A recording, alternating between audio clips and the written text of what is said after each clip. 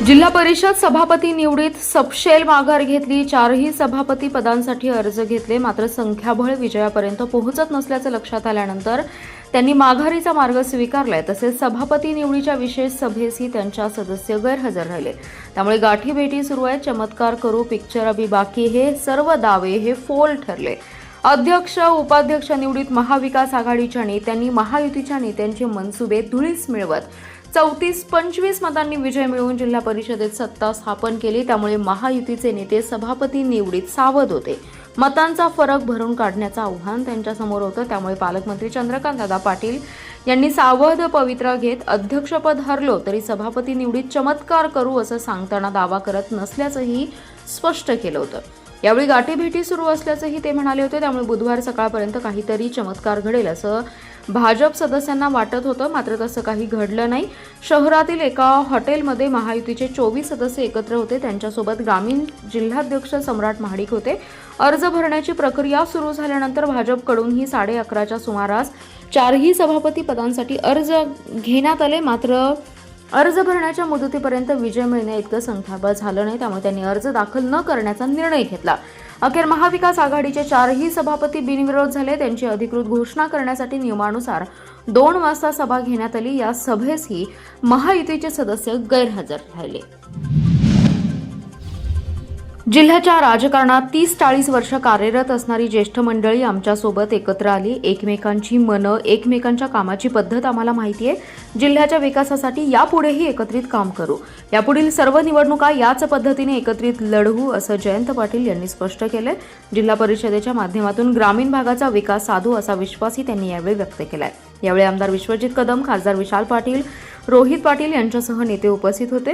जयंत पाटील म्हणाले, जिल्हा परिषद अध्यक्ष उपाध्यक्ष निवडीवेळी आमची सदस्य संख्या 34 होती, मात्र या निवडीवेळी कराड मुक्कामापर्यंत आमच्यासोबत असणारे आणि नंतर आम्हाला सोडून गेलेले विनायक मासाळ हे पुन्हा आमच्यासोबत आलेत। याशिवाय शिवसेनेचे गटनेते जयदीप भोसले आणि पृथ्वीराज पाटील हे 2 सदस्य आमच्यासोबत आलेले आहेत। त्यामुळे सभापती निवडीसाठी आमची एकूण सदस्य संख्या 37 पोहोचली आहे। स्मार्ट PSC हा आमचाच उपक्रम असून त्याद्वारे आरोग्य सेवा देण्याचा प्रयत्न आम्ही करू। शेती, फलोत्पादन, विहिरी अशा योजना अधिक ताकदीने राबवण्याचा प्रयत्न करू। शेती, पशु, पक्षी हे एक नवे क्षेत्र निर्माण होते। यामध्ये अधिक लक्ष देऊन जिल्हा परिषदेच्या माध्यमातून या क्षेत्रात तरुण शेतकऱ्यांना चालना दिली जाईल असंही त्यांनी यावेळी सांगितलं। गोरगरीब खोकीधारकांची खोकी हटवताना अधिकाऱ्यांकडून सुपाऱ्या घेतल्या जातात। अधिकृत परवान्याबाबत बाजू मांडण्यासाठी संधी न देता 24 तासांची नोटीस देऊन कारवाई केली जाते।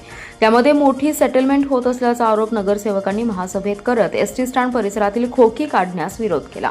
महापौर धीरज सूर्यवंशी यांनी या परिसरातील खोकी हटवण्यास तात्पुरती स्थगितीचे आदेश प्रशासनाला दिले, तर अनधिकृत खोकी आणि अतिक्रमणांवर कारवाई करण्याचे आदेश देखील महापौरांनी दिले। झुलेलाल चौक ते शास्त्री चौक परिसरातील खोकी हटवण्याबाबत खोकीधारकांना नोटिसा दिल्या आहेत। त्यामुळे खोकीधारक आक्रमक झालेत। बुधवारच्या महासभेच्या पार्श्वभूमीवर खोकीधारकांनी भाजपचे नेते पृथ्वीराज पवार यांच्या नेतृत्वाखाली महापालिकेसमोर आंदोलन केलं। अर्थसंकल्पीय महासभा महापौर धीरज सूर्यवंशी यांच्या अध्यक्षतेखाली झाली। सभेच्या सुरुवातीला काँग्रेसचे नगरसेवक राजेश नाईक यांनी खोकीधारकांचा प्रश्न मांडला। खोकीधारकांचं पुनर्वसन करण्याचा निर्णय 2005च्या महासभेत झाला असेल तर खोकीधारकांवर कारवाई का केली जाते असा सवाल नाईक यांनी केला। विरोधी पक्षनेते मंगेश चव्हाण म्हणाले, येथील झुलेलाल चौक ते शास्त्री चौक परिसरातील खोकीधारकांना दिलेली नोटीस चुकीची आहे। या ठिकाणी एसटी महामंडळाकडून अतिक्रमण झाले, त्यांच्यावर कारवाई करणं आवश्यक आहे। शिवाय सध्या जागेवर 18 मीटरचा रस्ता असताना गोरगरीब खोकीधारकांना नोटीस का देण्यात आला असा सवाल केलाय। त्यावर नगररचनाचे सहाय्यक संचालक हनुमंत मन्नूर यांनी बस स्थानकासमोर रस्ता 10 मीटर असून खोकीधारकांबरोबर एसटी महामंडळाला देखील नोटीस दिल्याचं सांगितलं। नशेखोरी वाढली असून पोलिसांचं दुर्लक्ष आहे। पोलीस अधिकाऱ्यांना पूर्ण स्वातंत्र्य मिळाल्याने अवैध धंदे राजरोसपणे सुरू आहेत। मुख्यमंत्री देवेंद्र फडणवीस यांनी एकदा राजकीय दौरा सोडून खास गृहमंत्री म्हणून सांगलीला यावे आणि आढावा घ्यावा। गृहमंत्री पदाला न्याय देता येत नसेल तर खाते दुसऱ्याकडे द्यावे अशी मागणी खासदार विशाल पाटील यांनी केली आहे। जिल्हा परिषद पदाधिकारी निवडीवेळी पत्रकारांशी बोलताना खासदार पाटील जिल्ह्यातील कायदा आणि सुव्यवस्था याबाबत बोलत होते। ते म्हणाले, जिल्ह्यातील नशेखोरी, अवैध धंदे याची जबाबदारी गृहमंत्र्यांची असते, मात्र कामाच्या व्यापामुळे गृहमंत्र्यांना गृह मंत्रालयाकडे लक्ष देण्यास वेळ नसल्याचं दिसतंय. गृहमंत्री म्हणून मुख्यमंत्र्यांना खात्याकडे लक्ष देण्यास पुरेसा वेळ नसेल तर त्यांनी खाते दुसऱ्याकडे द्यावे. पालकमंत्री चंद्रकांतदादा पाटील हे सतत आढावा बैठक घेत असल्याचं सांगत असतात, मात्र त्यातून काय साध्य होतं हे समजत नाही. अशा आढावा बैठकांना लोकप्रतिनिधींना का बोलवलं जात नाही असा सवाल खासदार पाटील यांनी केलाय. सर्व लोकप्रतिनिधींना बोलावलं पाहिजे, चर्चा करायला हवी अशी अपेक्षा व्यक्त केली आहे. पेट्रोलियम मंत्रालयाचे कोणतेही परिपत्रक नसताना व्यावसायिक गॅस देण्याचे थांबवल्याचा आरोप खासदार पाटील यांनी केला.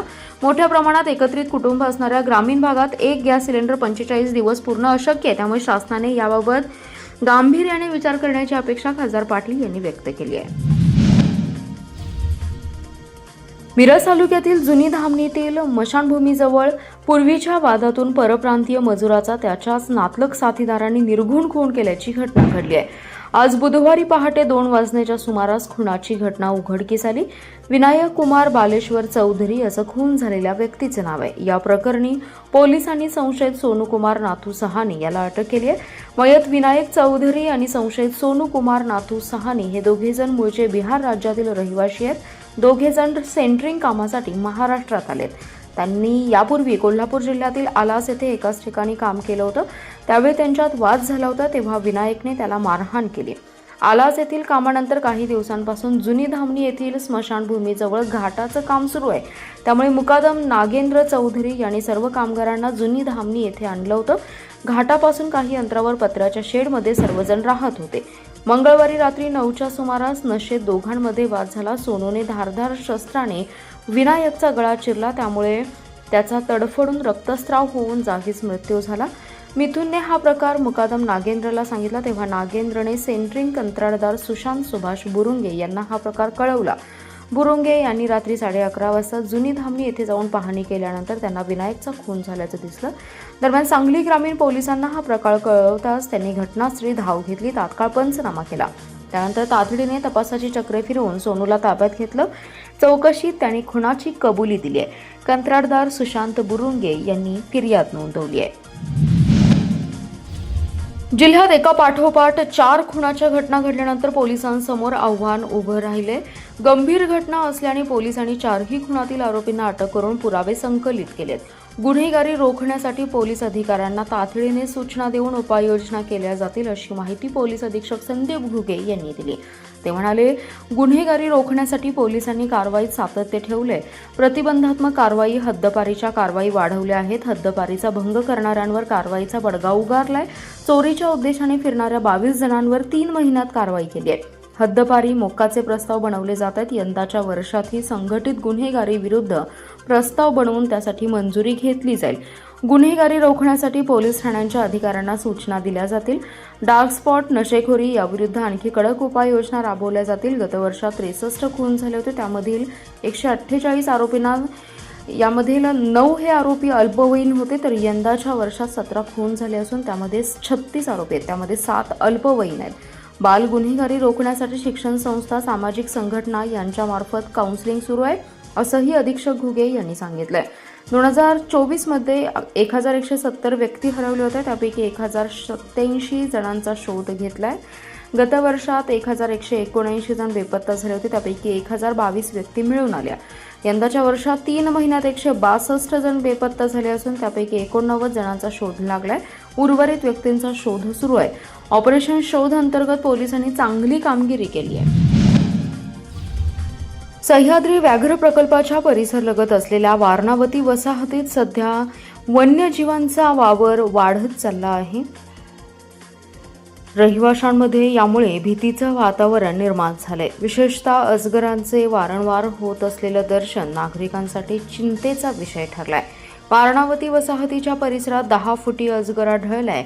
वन विभागाने अजगर पकडून त्यास नैसर्गिक अधिवासात सोडलंय. मात्र व्याघ्र प्रकल्पाच्या सीमेजवळ वसलेली ही वसाहत असल्याने येथे अधूनमधून वन्यजीव दिसणं नवीन नाही. गेल्या काही महिन्यात अजगर, गवे आणि बिबट्यांच्या हालचालींमध्ये लक्षणीय वाढ झाल्याचं स्थानिक नागरिकांचं म्हणणं आहे. दरम्यान काही दिवसांपूर्वी येथील एका इंग्लिश स्कूलच्या परिसरात रात्री 2 अजगर आढळले होते. या घटनेनंतर पालकांमध्ये चिंतेचं वातावरण निर्माण झालंय. स्थानिकांच्या मते कॉलनी परिसरात वाढलेली झाडे, गवत आणि पावसामुळे निर्माण झालेली दाट वनस्पती यामुळे सर्प आणि इतर वन्य प्राणी मानवी वस्तीकडे आकर्षित होत आहेत. वन विभागाने या भागात नियमित गस्त वाढवावी तसेच उपाययोजना करून वन्य प्राण्यांचा वारंवार होणारा वावर यावेळी नियंत्रित करावा अशी मागणी स्थानिक नागरिक करत आहेत. सांगलीतील बसस्थानक परिसरातील खोकीधारकांनी महापालिकेसमोर खरडा भाकरी आंदोलन केलंय. महासभेत खोकीधारकांच्यावरील कारवाईस महापौरांनी स्थगिती दिल्यानंतर आंदोलन मागे घेण्यात आलंय. यासाठी उपमहापौर गजानन मगदूम आणि सर्व पक्षाच्या गटनेत्यांनी मध्यस्थी केली. झुलेलाल चौक ते शास्त्री चौक परिसरातील खोकीधारकांना महापालिकेने 52-53 ची नोटीस दिली आहे. त्यामुळे खोकीधारकांनी भाजपचे नेते पृथ्वीराज पवार यांच्या नेतृत्वाखाली महापालिकेसमोर आंदोलन केलं. महासभेत जाणाऱ्या अधिकारी आणि नगरसेवकांना गुलाब पुष्प देऊन ठिय्या मांडून खरडा भाकरी खाऊन आंदोलन केलं. या आंदोलनात गणेश कोडते, हरुण खतीब, सादिक बागवान, रेखा पाटील, शेखर मोहिते, अमरदीप गाडेकर, चंदू सूर्यवंशी यांच्यासह महापालिका क्षेत्रातील खोकीधारक सहभागी झाले. महापौर धीरज सूर्यवंशी यांनी आयुक्त आणि गटनेत्यांची बैठक घेऊन खोकीधारकांबाबत निर्णय होईपर्यंत कारवाई स्थगिती दिली. त्यानंतर उपमहापौर गजानन मगदूम, विरोधी पक्षनेते मंगेश चव्हाण यांच्यासह सर्व पक्षीय गटनेत्यांनी आंदोलकांची भेट घेऊन आंदोलन मागे घेण्याची विनंती केली. त्यानंतर आंदोलन मागे घेण्यात आलं. महापालिकेच्या अर्थसंकल्पात पदाधिकाऱ्यांसाठी भरीव निधी दिला, मात्र नगरसेवकांना प्रत्येकी केवळ 4,71,000च्या निधीची तरतूद केली असल्याने नगरसेवकांनी अर्थसंकल्पावर नाराजी व्यक्त केली. टायर पंक्चर, बुके खरेदीपेक्षा नगरसेवकांची तरतूद कमी आहे. महापालिकेच्या नगरसेवकापेक्षा ग्रामपंचायत सदस्याला अधिक निधी मिळतो अशी उपरोधिक टीका करत महापौरांकडे 50 लाख रुपये निधीची तरतूद करण्याची मागणी नगरसेवकांनी महासभेत केली. महापालिकेची तहकूब अर्थसंकल्पीय महासभा महापौर धीरज सूर्यवंशी यांच्या अध्यक्षतेखाली पार पडली. महापालिकेच्या अर्थसंकल्पावर नगरसेवकांनी आयुक्त सत्यम गांधी आणि स्थायी समितीचे सभापती अतुल माने यांच्यावर टीका केली आहे. नगरसेवक करण जामदार यांनी प्रशासनावर जोरदार हल्लाबोल केला. ते म्हणाले, महापौर, उपमहापौर, विरोधी पक्षनेते आणि सर्व गटनेत्यांना विकास निधीची खैरात केली आहे, पण नगरसेवकांना केवळ वर्षाला 5.5 लाख रुपयांचा निधी दिला. या निधीतून काय विकास कामे होणार? अर्थसंकल्पात टायर पंक्चरसाठी 5 लाखांची तरतूद केली आहे. बुके खरेदीसाठी देखील 5 लाखांची तरतूद आहे. तर नगरसेवकांना प्रभागात विकास करण्यासाठी प्रत्येकी 4,71,000 म्हणजे टायरपेक्षाही आमची किंमत ही कमी केली काय, असा सवालही त्यांनी उपस्थित केलाय. महापौरांनी अर्थसंकल्पात बदल करताना नगरसेवकांच्या स्थानिक विकास निधीत वाढ करावी अशी मागणी केली आहे. सभापती निवडीपूर्वी पालकमंत्री चंद्रकांतदादा पाटील यांनी पिक्चर अभी बाकी है असं म्हटलं होतं. याबाबत आमदार विश्वजित कदम यांना विचारले असता ते म्हणाले, आता कशाचा पिक्चर? सर्व सभापती बिनविरोध निवडून आले, तो पिक्चरच आम्ही संपवून टाकला असा टोलाही त्यांनी लगावलाय. ज्यांनी राजकारणात आयुष्यातील अनेक वर्ष घालवली अशी मंडळी आमच्या सोबत आहे, त्याचा नक्कीच जिल्ह्याच्या विकासासाठी उपयोग करून घेऊ. जिल्हा परिषदेमधील सभापती निवडी बिनविरोध झाली आहे. या जिल्ह्यातील पुरोगामी जनतेचा हा विजय असल्याचं त्यांनी यावेळी सांगितलंय. विश्वजित कदमांच्या वक्तव्याने उपस्थितांमध्ये एकच हशा पिकला.